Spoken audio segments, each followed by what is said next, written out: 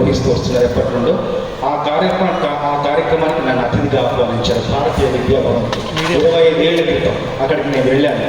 అప్పటి నుండి ఇప్పటి వరకు, అంతకుముందు ఎన్నేళ్ల నుంచి ఆ కార్యక్రమం నిర్వహిస్తున్నారు తెలియదు, అప్పటి నుండి ఇప్పటి వరకు అలా ఏకధాటిగా కార్యక్రమాలు ప్రతి సంవత్సరం నిర్వహిస్తూ ఎంతోమంది ప్రతిభామూర్తులను గౌరవిస్తూ పురస్కారాలు అందజేస్తూ ప్రోత్సహిస్తూ వస్తున్నారంటే ఎంతటి కృషి, ఎంతటి తపన, ఎంతటి ఏకాగ్రత, ఒక పని పట్ల ఎంత అంకిత భావం ఉంటే ఇవన్నీ సాధ్యం అవుతాయి.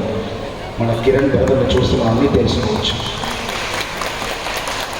నన్ను ఆహ్వానించడానికి, నేను ఆస్కార్ వచ్చిన తర్వాత మా ఊరు చల్లగరిగ, వరంగల్ జిల్లా చల్లగరిగలో నేను ఒక మంచి కార్యక్రమానికి రూపకల్పన చేశాను. అక్కడ ఒక పురాతనమైన గ్రంథాలయం ఉంటుంది, శిథిలావస్థకు చేరుకుంది. ఆ శిథిలమైపోతున్న గ్రంథాలయాన్ని మళ్ళీ పునర్నిర్మించడానికి సంకల్పించుకొని ఆ గ్రంథాలయ నిర్మాణానికి పూనుకున్నాం. దాదాపు అయిపోవచ్చింది.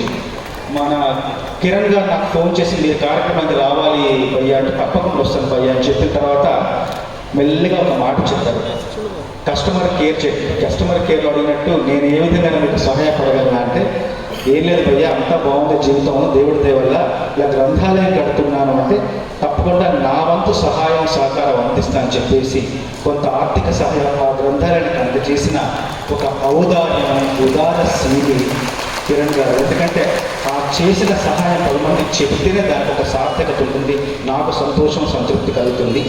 ఇక ఇలాంటి ఎన్నో కార్యక్రమాలు ఎన్నో పరోక్షంగా ప్రత్యక్షంగా ఎన్నో మంచి పనులు చేస్తూ ముందుకు వెళ్తున్న కిరణ్ గారికి ఇప్పుడు వస్తున్నప్పుడు నాతో పాటు సుమన్ చౌదరి గారు నన్ను తీసుకొచ్చారు. ఎన్నో విషయాలు తెలిసినాయి ఆయన వల్ల. ఏంటంటే కిరణ్ గారికి అమ్మా నాన్నంటే అమితమైన ప్రేమ, అభిమానం. పక్షులన్నా, పశువులన్నా, మొక్కలన్నా, ప్రకృతి అన్నా ఇన్ని రకాలుగా పశువుల్ని, పక్షుల్ని, మనుషుల్ని, తల్లిదండ్రుల్ని, తోటి సోదరుల్ని ప్రేమించే కిరణ్ గారిని తప్పకుండా భగవంతుడు నిత్యం ప్రేమిస్తూనే ఉంటాడు.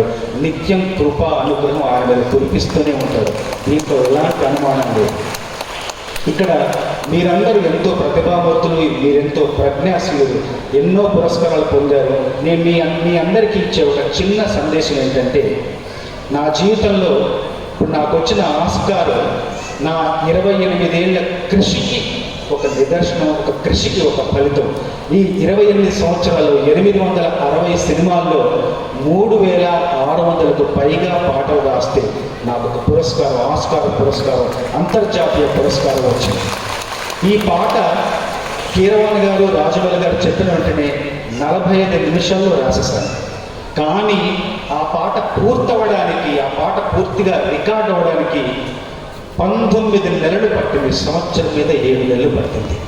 ఆ 19 నెలలు సహనంతో, ఓర్పుతో, సంయమనంతో వ్యవహరిస్తే కానీ ఆ పాట పూర్తవలేదు. నాకు ఒక్కసారి భయం వేసింది, ఏంటి ఒక్క పాటకి ఇంత సమయమా అయినా కూడా ఉత్సాహం కొని తెచ్చుకొని తప్పకుండా ఈ పాట పూర్తి చేయాలి, ఏదో కారణంతో ఇంత ఆలస్యం అవుతుంది అనుకున్నాడు. కానీ ఆ ఆలస్యానికి పూర్తిగా న్యాయం చేసేలా ఒక్క పురస్కారం, జన్మను చరితార్థం చేసే ఒక్క పురస్కారం నాకు వచ్చింది. అంటే మనం చేస్తున్న పని ఆలస్యమైనా సరే, ఏం జరిగినా సరే, మన పట్టుదలను, మన కృషిని, మన దీక్షను, మన తదేక దీక్షను, ఏకాగ్రతను పక్కకు వెళ్ళకుండా దృష్టి దాని మీదే పెట్టి మనం పని పూర్తి చేస్తే గొప్ప గొప్ప ఫలితాలు సాధించవచ్చని నా జీవితంలో నేనే ఒక ఉదాహరణ, నా పాటే ఉదాహరణగా ఉంటుందని మీకు చెప్తున్నాను.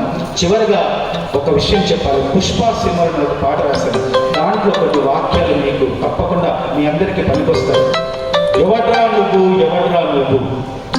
ఇనుమును నేను, నన్ను కాల్చితి కట్టెవుతాను.